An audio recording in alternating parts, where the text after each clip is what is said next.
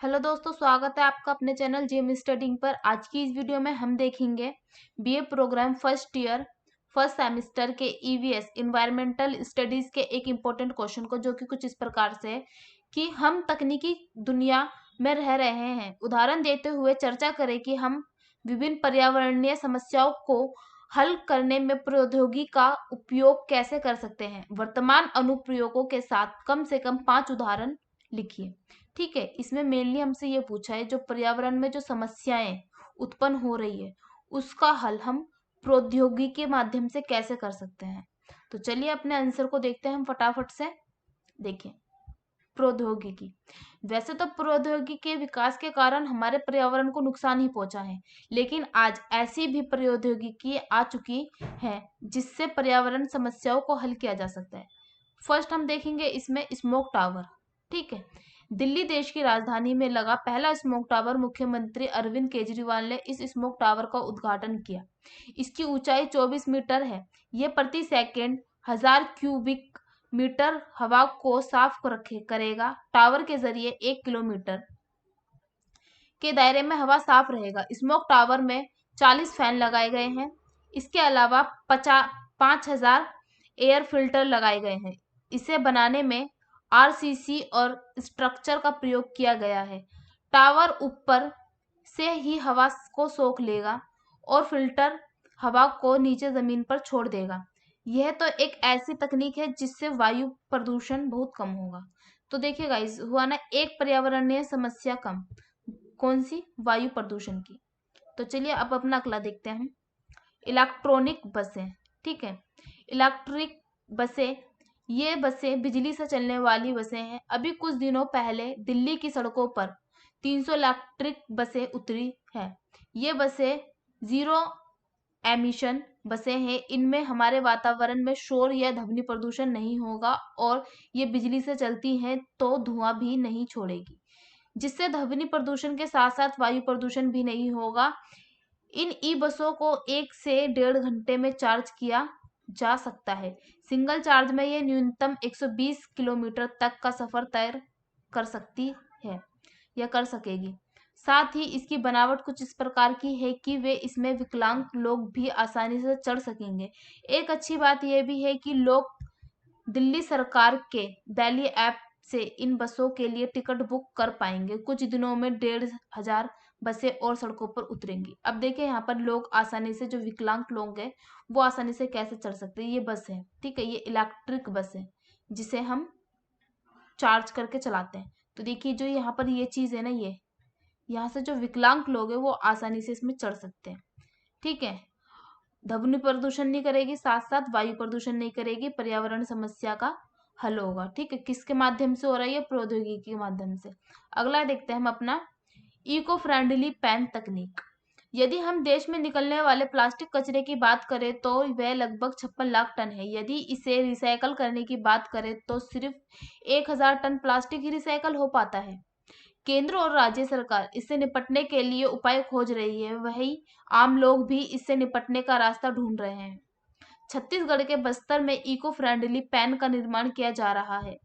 इस पेन इस पेन को न्यूज़पेपर और फल फूलों के बीज को मिलाकर बनाया जा रहा है।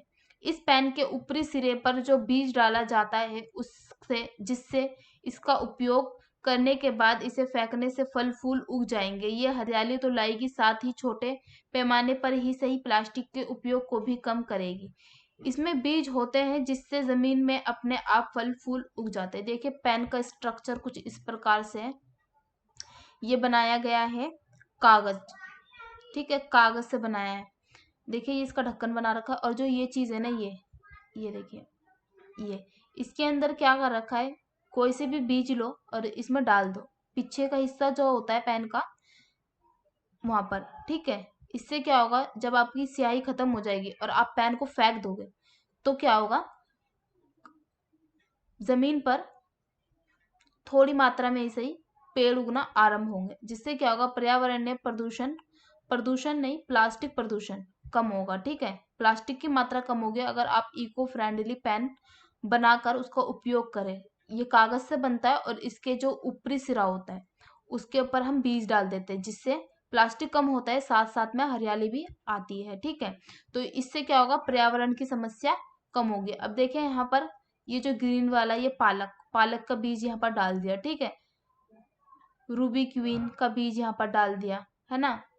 तो ऐसा हम कोई सा भी बीज डाल सकते हैं जिससे पेड़ उगेंगे और प्लास्टिक की मात्रा भी कम होगी। अब देखते हैं हम अपना इलेक्ट्रिक कार। भारत में इलेक्ट्रिक वाहनों को अपनाने का दौर अब धीरे धीरे शुरू हो गया है। बहुत सारी कंपनियां इलेक्ट्रिक कारों को लॉन्च कर रही है। इन कारों के आने से प्रदूषण की मात्रा बहुत कम हो जाएगी, जिससे हमारे पर्यावरण की समस्या भी हल हो जाएगी। जैसे गाइस इलेक्ट्रिक बसें थी, वैसे ही ये इलेक्ट्रिक कार है। अगला देखते हैं ग्रीन बिल्डिंग तकनीक। ठीक है, ग्रीन बिल्डिंग तकनीक ये एक ऐसी तकनीक है जिससे पर्यावरण को बहुत ज्यादा फायदा होगा। इस बिल्डिंग को बनाने में ज्यादातर कुदरती चीजों से बनती है।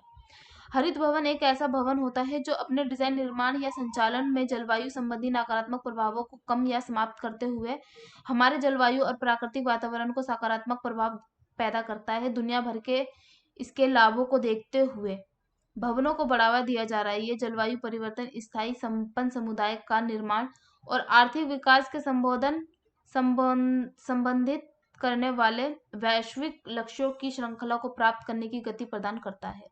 ठीक है, देखिए ग्रीन बिल्डिंग कैसी होती है, कुछ इस प्रकार से होती है। ठीक है, इससे क्या होता है, इसमें ज्यादा मटेरियल नहीं लगता, ज्यादातर कुदरती चीजें लगती हैं। ठीक है, आप भी अपने घर को ग्रीन बिल्डिंग बना सकते हैं, जिससे क्या होगा, हमारे पर्यावरण में जो समस्या है ना, जो जहरीली गैस है, वो क्या होगी, ये पेड़ सोख लेंगे, है ना। पेड़ सोख लेंगे तो पर्यावरण की गैसों, जहरीली गैसों की समस्या कम होगी। ठीक है, और पर्यावरण में शुद्ध अच्छी हवा पहुंचेगी, किसके माध्यम से, इन वृक्ष, इन पेड़ों के माध्यम से, पौधों के माध्यम से। ठीक है, और इसको बनाने में ज्यादातर गाइस कुदरती चीजों का ही उपयोग होता है। अगला देखते हैं खड़ी खेती तकनीक। खड़ी खेती के माध्यम से कम जमीन में अधिक उत्पादन किया जा सकता है। खड़ी खेती में कृत्रिम प्रकाश और पर्यावरण का निर्माण किया जाता है। कृत्रिम प्रकाश, ठीक है, और पर्यावरण का निर्माण किया जाता है, जिसके कारण मौसम का कोई भी दुष्प्रभाव नहीं पड़ता और फसल खराब होने का कोई भी खतरा नहीं होता। इस खेती में रासायनिक खाद और कीटनाशक दवाओं का उपयोग नहीं होता। इसमें पानी की भी बहुत कम मात्रा लगती है। यह बढ़ती जनसंख्या और कम होती कृषि योग्य भूमि की समस्या के लिए बहुत उपयोगी है। इससे वनों की कटाई भी रुकी है। कृषि के विस्तार के लिए वनों को काटा जाता था, पर इस तकनीक से जमीन की मात्रा कम लगती है। इस तकनीक में जमीन की मात्रा कम लगती है, जिससे वनों की भी बचाया जा सकता है, वनों को भी बचाया जा सकता है। तो हमने अपनी ऐसी तकनीकें देखी जिसमें पर्यावरण समस्याओं को हल किया जा सकता है। अब देखिए गाइस, इसमें जो ये खड़ी खेती है, क्या है इसमें कि ये जैसे हमने खेती किस प्रकार से कर ली, खेती को हमने बांट दिया। ठीक है, ऐसे ऐसे करके देखिए खड़ी खेती है ये, है ना, हिस्सों में बांट रखा है और इसको हमने ऊपर की तरफ ले लिया है। जिससे क्या होगा, जमीन, अब हम जैसे ये मान लीजिए हमारा जमीन है, लेकिन हमने क्या करा, इसको आसमान की तरफ ले लिया, तो इससे क्या होगा, हमारी जो जमीन की मात्रा है वो कम लगेगी। ठीक है, तो देखिए गाइज, ये थी हमारी कि हम पर्यावरण समस्या को कैसे हल कर सकते हैं। गाइज ये पेपर के उससे बहुत इंपॉर्टेंट है। ठीक है, अगर आपको इसकी पीडीएफ चाहिए तो आप मुझे कमेंट्स में बोल सकते हैं, मैं आपको इसकी पीडीएफ दे दूंगी। ठीक है गाइज, और गाइज आपको वीडियो कैसी लगी कमेंट्स में ज़रूर बताना।